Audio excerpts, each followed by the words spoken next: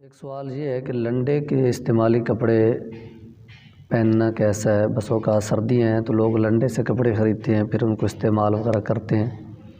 تو اس حوالے سے بعض اوقات شکوک و شبہات پیدا ہوتے ہیں کہ پتہ نہیں یہ کپڑے ناپاک ہوں گے، دھلے ہوئے ہیں، یعنی انگریزوں اور فساق و فجار کے کپڑے ہیں، پتہ نہیں ان کی شرعی حیثیت پاکی ناپاکی کے حوالے سے کیا ہے۔ تو اس حوالے سے حکم شرعی یہ ہے کہ لنڈے کے کپڑے اکثر جو بیرون ممالک سے آتے ہیں، جنہیں فساق و فجار اور ہر طرح کے لوگ استعمال کرتے ہیں، ضروری نہیں کہ بیرون ممالک سے آنے والا جو کپڑا آپ کے پاس پہنچا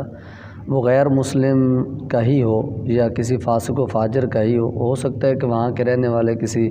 متقی پرہیزگار مسلمان کا کپڑا وہ آپ تک پہنچا ہو۔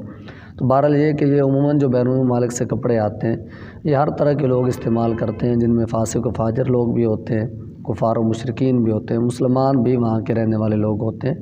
تو ان کپڑوں میں ناپاکی کا حکم نہیں ہوگا جب تک کہ ان میں ناپاکی یا نجاست وغیرہ کا اثر ظاہر نہ ہو۔ پھر بھی احتیاط یہ ہے کہ ان کپڑوں کو دھو کر استعمال کیا جائے، لیکن پھر بھی اگر کوئی شخص بغیر دھوئے انہیں استعمال کر لیتا ہے تو بھی نماز اس میں درست ہو جائے گی جب تک اس میں نجاست یا گندگی کا اثر ظاہر نہ ہو، اور یہ نماز بھی بلا کراہت درست ہوگی۔ ایسا نہیں ہے کہ اس نماز کو مکروہ کہا جائے یا ان کپڑوں کو پہننا مکروہ کہا جائے۔ احتیاط اپنی جگہ کہ دھو کر استعمال کرنا یہ احتیاط کے پیش نظر بہتر ہے، لیکن اگر اس کے بغیر بھی ڈائریکٹ کوئی پہن لیتا ان میں نماز پڑھ لیتا تب بھی نماز وغیرہ درست ہو جائے گی۔ اور یہ بھی یاد رہے کہ شریعت مطہرہ میں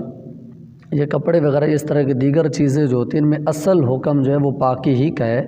جب تک کہ اس میں کوئی نجاست کی ناپاکی کی علامت نہ پائی جائے اس وقت تک اسے کھینچ تان کے ناپاک نہیں کہا جائے گا۔ تو خالی شکوک و شبہات کی بنا پر کہ جی انگریزوں کے کپڑے ہیں،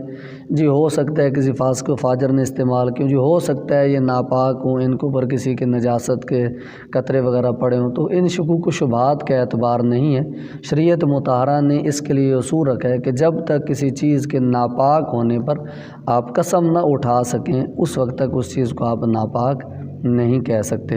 اور کسی چیز کے ناپاک ہونے پر قسم آپ تب بھی اٹھائیں گے جب آپ کو اس کے اوپر نجاست کا اثر ظاہر ہو، یا پھر آپ کے سامنے اس کے اوپر نجاست لگی ہو تو آپ قسم اٹھا سکیں گے کہ واقعی یہ چیز میری آنکھوں کے سامنے ناپاک ہوئی ہے، تب آپ اسے ناپاک کہہ سکتے۔ جب تک اس طرح کا پختہ یقین نہ ہو کہ آپ اس کے ناپاک ہونے پر قسم اٹھا سکیں اس وقت تک آپ اس چیز کو ناپاک نہیں کہہ سکتے۔ اور پھر زمانہ صحابہ سے لے کر آج تک